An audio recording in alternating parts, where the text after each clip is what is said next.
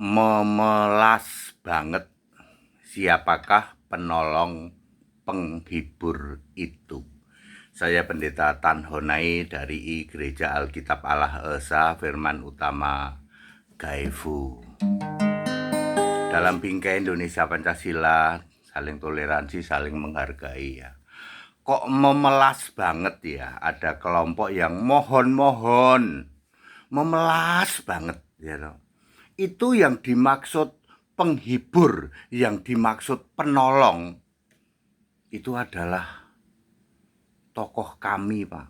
Mohon orang Kristen sadar ya, bahwa penghibur dan penolong itu adalah tokoh yang kami puja-puja. Memelas banget.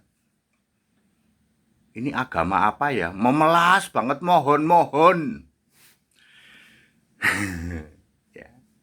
Saya akan memberi tausiah ya, mudah sekali.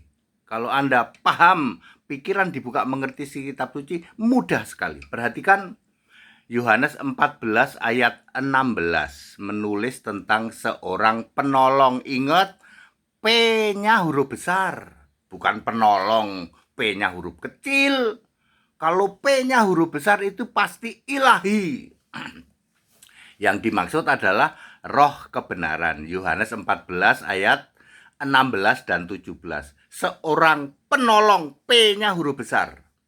Ini pasti ilahi ya, yaitu roh kebenaran. Kemudian masih di pasal yang sama, Yohanes 14 ayat 26.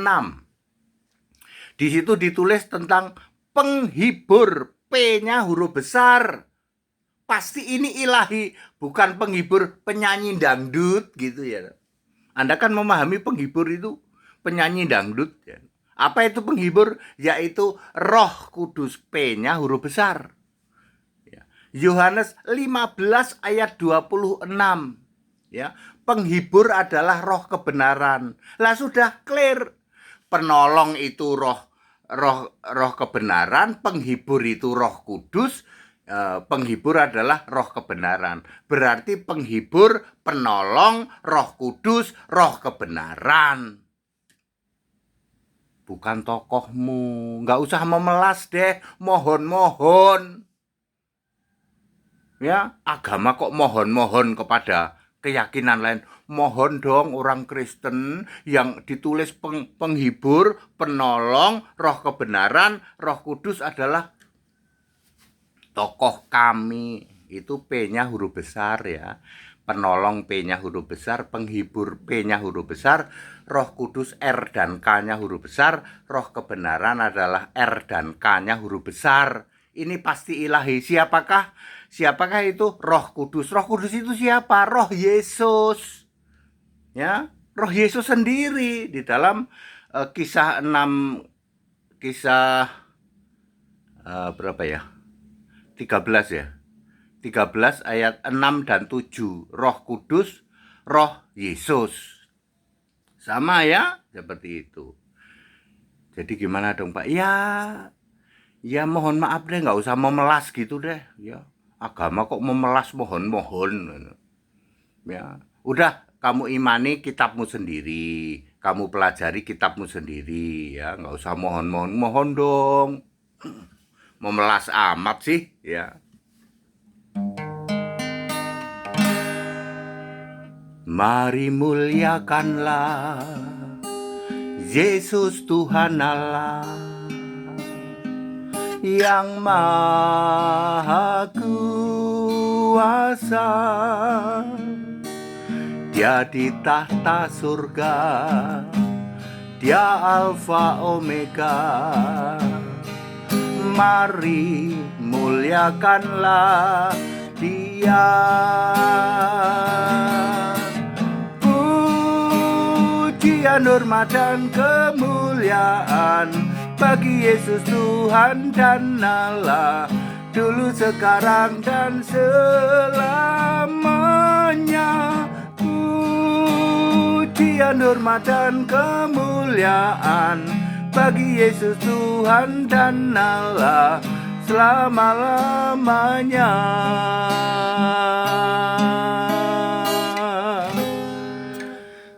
Itu sebabnya orang-orang seperti Gurundul Tongos, Don Kitan, ya, Felix Sialu, dan semua penghujat-penghujat tidak berani membahas kitab sendiri.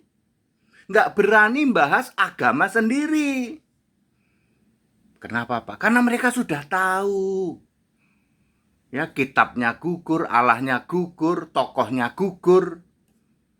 Maka dia terus bahas Alkitab sebagai satu-satunya kitab suci.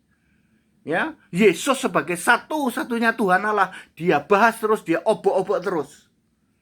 Ya, lalu ketemu sama HTD 1 menit kek balik. Memelas banget ya. Mohon kepada orang Kristen bahwa penghibur, penolong, apalagi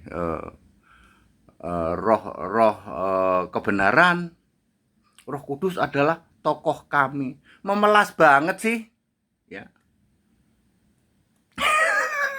Kita Indonesia, kita Pancasila, toleransi harus.